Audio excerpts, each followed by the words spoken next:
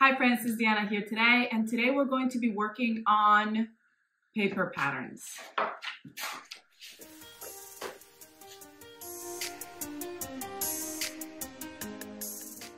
I have purchased a projector, and I do a lot of my patterns I saw a lot of my patterns by projecting them onto the mat and cutting them out, as you've seen in some of my videos. But I've gotten a lot of questions about how to use PDF print at home paper patterns, and I'm going to show you how to do that on this video. Now, the reason why I am showing you this video and the reason why I am here and not in my regular spot is because our little town in Valdosta, Georgia has been hit by Hurricane Helene, and there was a lot of devastation, to include no power or water at our home. Though our home was fine, there was no damage. We still don't have power or any of that stuff. So I headed south to my family, where my family lives in the Tampa Bay area. They were affected, but their actual house wasn't, and they have power and they have a sewing machine and all these things. So we came down here, and that's where I am today. Now, my mother-in-law does not have a projector file, so I had to find a way to still be able to sew without having my projector. And I am so thankful for PDF patterns, because I was able to print this pattern right here. And now I'm going to put it together and show you how to do it. And I can go ahead and get to sewing from anywhere. All I need is a printer. Before I get started showing you all that, I wanted to share a little bit about my experience with the Hurricane Helene, because it's something that's near and dear to my heart because of the way that my town was affected by it. My husband and I work for a disaster relief nonprofit. It's called Hearts with Hands. It's actually based out of Asheville.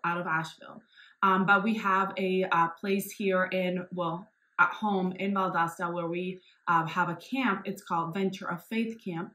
And that is kind of where we are located. We had staged there to get ready for Hurricane Helene because we knew it was going to hit somewhere in the Panhandle area of Florida. So we had set up there so that we could very quickly go help those people that were in need. Little did we know that Helene was going to come straight for us and then keep going up straight to our warehouse in Asheville. When we were there at the camp, we hunkered down, our family and some friends. And then all night, it was a lot of wind and rain and destruction. We woke up the next morning to find a lot of the camp was damaged. And we were a little fearful of what our personal home would be like because we weren't there during the storm. We were able to go see our house, and praise the Lord, it was spared. There was no damage. A tree came, and I'm going to post a picture, inches from our house that would have destroyed our house had it landed on top of our house, and it would have landed right on my sewing machines. I'm so thankful for that. So we were spared. Our town was not so spared. It was driving through towns, seeing all the damage, seeing the trees on houses, houses gone. It was heartbreaking. My husband and I were able to be a part of a effort to feed 1,000 people, over 1,000 people on Saturday, and then again over 1,000 people on Sunday after the hurricane. And that was a big blessing because so many people were in need. And then on Sunday night, my husband and our team decided to go up to Asheville, as they were finally able to get into the warehouse in Asheville, and the warehouse was fine. No flooding or nothing, which was a big blessing, as a lot of Asheville, I don't know if you've seen the news, but a lot of Asheville has been just demolished by the floods. So my husband and the team were able to drive up with different trucks and different a lot of food supplies and stuff like that to set up there in Asheville to help everybody there. We decided that my son, Bo, and I were going to come down here to family because we didn't know what the conditions were up there for, our little family to be going up there. We might not be as much help as my husband would be. So he just went up there with the team. He made it safely yesterday. Today is Tuesday. Yesterday, Monday, he made it safely to the warehouse. and they literally got there and hit the ground running, cooking for first responders, and receiving supplies that they're trying to get together to go out and distribute to the people in the area. So I will ask two things of you, and I don't ask a lot. One thing is to please pray for these areas that have been devastated by Hurricane Helene. It's been really bad, and if you have not been hit by the hurricane, you can't really understand how hard these communities have been hit. But if you've been watching it on the news and seeing what's going on, you will see that it's very devastating, and there's a lot of loss of life and just things, homes, cars, everything. A lot of people lost everything. So please be in prayer for that. And I would ask too, if you are able to, please donate to heartswithhands.org. I can vouch for this nonprofit. Sometimes we don't know what, these corporations are doing with the money, if it's really going to the people, if they're really doing what they say they're doing. And I can personally vouch for this nonprofit because my husband and I are a very close part with this nonprofit, and we're out in on the ground running and doing things for the community.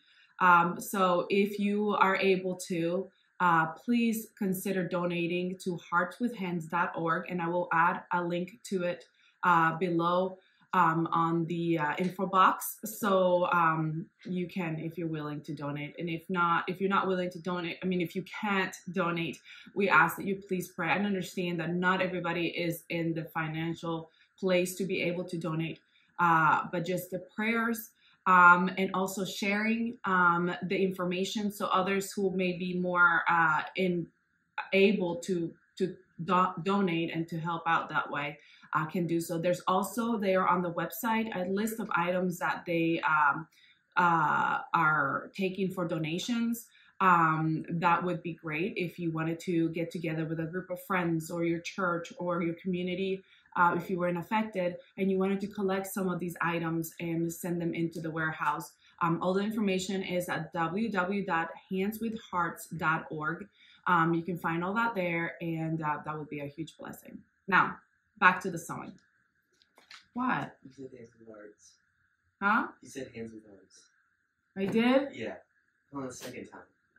I was just informed by my son who's here that I said hands with hearts, and I am I don't know if I struggle with dyslexia or not. If you follow me on Instagram, you've seen some of my little quirks and the things I do. It is heartswithhands.org. So I'll add that website underneath. So in case I said it incorrectly more than one time, that's what it is. And I will post it on there so you can get the correct website. All right. So I'm going to do different parts of this video because there's a lot that goes with patterns. The first thing I'm going to show you today is I'm going to give you a look on how to go into your computer or your laptop and open up your pattern and download it to your computer and print it. I use Adobe Acrobat Reader. I use the free version of Adobe, and I'm going to show you that. The second part, and I'm going to do it on this video, is to show you how to piece together your pattern once you printed that out. I will also do another video where I'm going to show you how to cut out your pattern using this paper pattern. So that will be a second video that will have some terms about how to cut your pattern. I know that some people wonder, what does this mean? Cut in the fold, cut mirrored. It's a lot of words that can be a little confusing. So I'll go over some of those with you. All right, friends, I am showing you from the Ellie and Mac website, but a lot of pattern companies work very much the same. I am here, I've already bought my pattern. I've actually bought it a while ago, and I am on the website trying to download my pattern. So I'm gonna download my files and click on that, and then it gives you different options. Now with Ellie and Mac, and a lot of the companies nowadays, we are started doing the projector file, which is what I use when I project at home. There's also the compressed file, or some places would call it US letter or A4 file, which is the one that you can print at home. On Ellie and Mac, this compressed one, some of them will have the instructions right on there on the compressed file. So they'll have the instructions and then they print the pattern. Some of them will have differently. So we'll have instructions and then an A4 letter file. So if you see something like that, that's the same. It's just that this one's a little bit of an older file. So both of the things are inside the same file here. And then an AO file, which is that you can get printed at a print shop, and it prints it kind of like a blueprint. It's just a big paper that you can get printed. All right, so we're gonna go over here where it says the compressed file and click on that, and that starts the download, which went right over here. If you can see it, there's a little down arrow here. Some computers do this. Sometimes it just downloads to whatever you want it to download, like your desktop or whatever. So I'm going to go right here where it downloads, and it shows me what I have downloaded, and it already shows it that it's on the PDF file. I have Acrobat Reader, the free version, and that is where my pattern is going. So I'm going to open that up. If your pattern doesn't automatically do that, you can command click, or you can you can control click or right click with on a Microsoft, and you're going to go, or whatever laptop, depending on how your laptop works, you're going to open the option and you're going to download linked file. That's what you're going to do right here, download linked file. So if it doesn't automatically do it, you're going to have to do it from here, and that's going to do that. Anyway, I hit to open that, and when I did hit to open that, I have Acrobat Reader here, and that is where this file opened. So this is my oversized T pattern here, and there's me, hi. And this is the file I'm going to be working with today. Now with Acrobat Reader and a lot of pattern companies, now not all pattern companies are this way, but a lot of pattern companies will have what is called layers.